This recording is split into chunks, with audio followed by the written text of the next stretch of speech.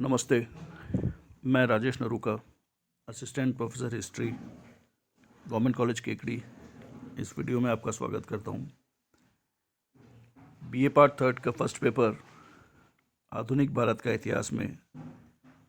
जिस टॉपिक के बारे में आज अध्ययन किया जाएगा वो है भारतीय राष्ट्रवाद का जन्म, यानी राइज ऑफ इंडियन नेशनलिज्म। 1857 भारतीय इतिहास में एक महत्वपूर्ण वर्ष था जिसमें पहली बार भारतीयों के द्वारा स्वतंत्रता प्राप्ति के लिए प्रयास किया गया और 1857 के बाद में मुख्य रूप से भारतीयों में धीरे धीरे राष्ट्रीयता की भावना का विकास होने लगा और यह माना जाता है कि 1885 में जब भारतीय राष्ट्रीय कांग्रेस का जन्म हुआ उसके पश्चात भारत में राष्ट्रीय आंदोलन प्रारंभ हुआ, यानी 1885 से पूर्व भारत में विभिन्न कारणों से राष्ट्रवाद की भावना का विकास हुआ और इसके लिए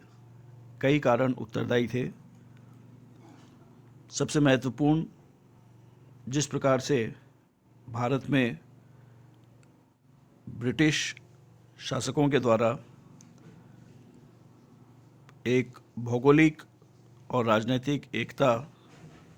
के युग का सूत्रपात हुआ, उसके कारण भारतीय एक हुए और इस प्रकार से एक जो राष्ट्र का कंसेप्ट है वो प्रारंभ हुआ और इसी के पश्चात जो राष्ट्रीयता की भावना है उसका विकास हुआ। यानी पहले एज नेशन इंडिया का विकास हुआ और इसीलिए जब पूरे राष्ट्र का जन्म हुआ तो उसके बाद में जो नेशनलिज्म की भावना है उसका विकास हुआ। भारत में राष्ट्रीयता के विकास के लिए विभिन्न जो कारण थे उनमें सर्वप्रथम जो ब्रिटिश साम्राज्यवाद है उसी को एक महत्वपूर्ण कारण माना जा सकता है। हालांकि क्योंकि ब्रिटिश एक साम्राज्यवादी शक्ति थे इसीलिए वे कभी भी नहीं चाहते थे कि भारतीय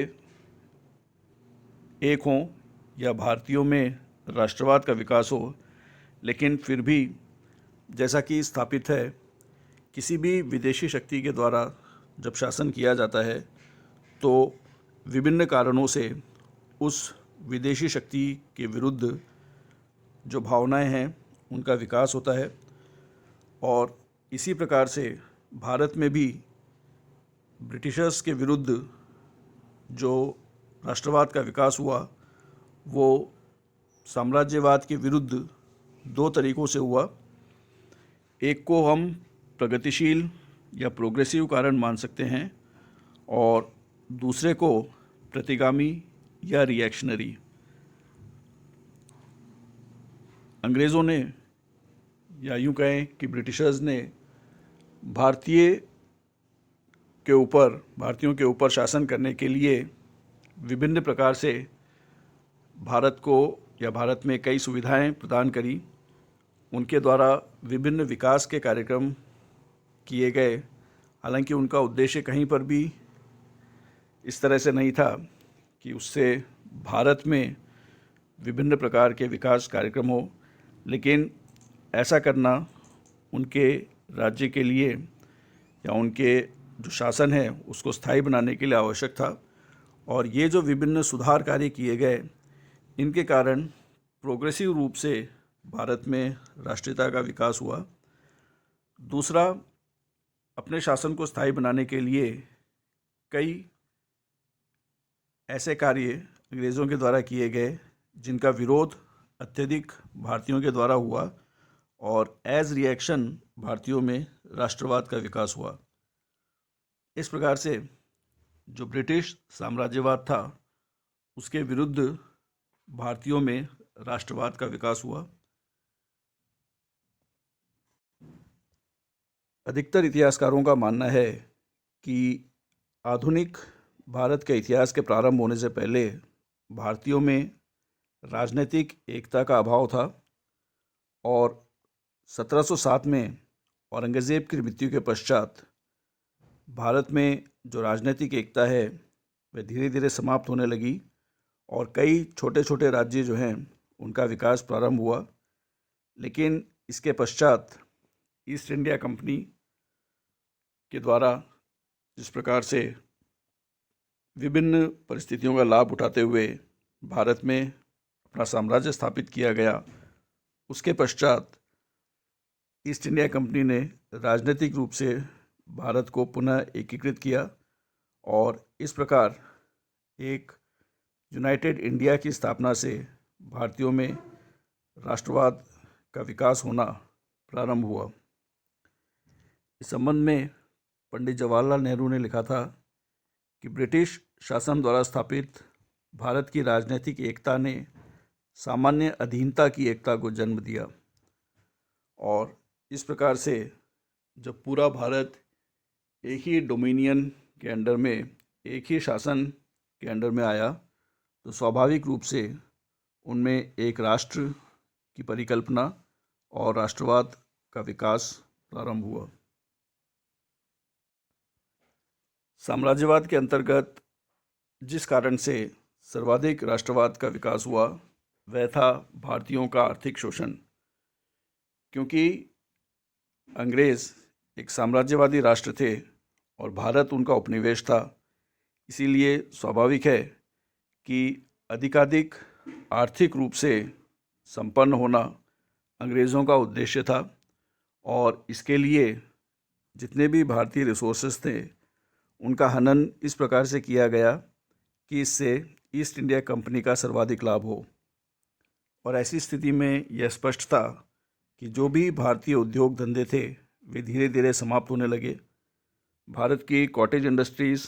खत्म होने लगी और जिस प्रकार से भारतीयों के सामान पर विदेशों में आयात कर लिया जाता था और इस प्रकार के टैक्सेस थे जिनसे जो भारतीय स्थापित कल कारखाने या उद्योग थे वे धीरे धीरे समाप्त होने लगे और जो बाहर के ब्रिटिश उत्पाद थे उनका प्रयोग धीरे धीरे बढ़ने लगा, जिससे जो भारत की आर्थिक स्थिति थी अत्यंत हीन होने लगी। ड्रेन ऑफ वेल्थ के कारण भी अत्यधिक आर्थिक नुकसान हुआ। किसानों से जिस प्रकार से नील की खेती करवाई जाती थी या अन्य ऐसे चीज़ों की खेती करवाई जाती थी जो कि ब्रिटिश उद्योगों के लिए आवश्यक थे, इन सब नीति से भी जो किसान थे वे भी असंतुष्ट हुए और जो लगान या कर वसूल किया जाता था किसानों से उसके विरुद्ध भी अत्यधिक प्रतिक्रिया हुई। कई बार ब्रिटिश शासन में भारत में अकाल की स्थिति उत्पन्न हुई और उसमें भी अधिकतर जो भारतीय हैं वे जो भी एक्शन लिए गए थे